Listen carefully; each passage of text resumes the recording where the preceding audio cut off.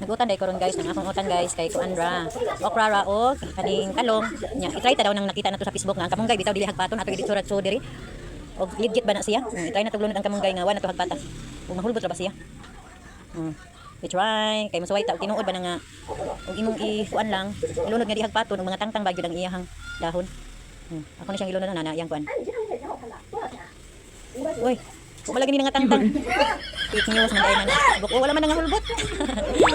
Oy, awaw, darag gyapon sa iyahang lawas.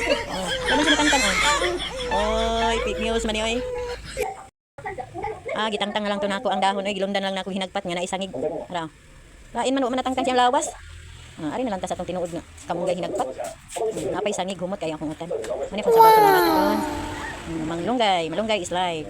Okay na siya gamera ang alkado basta importante na ay sabaw. Ni siya. Timplahan na ko siya og asin.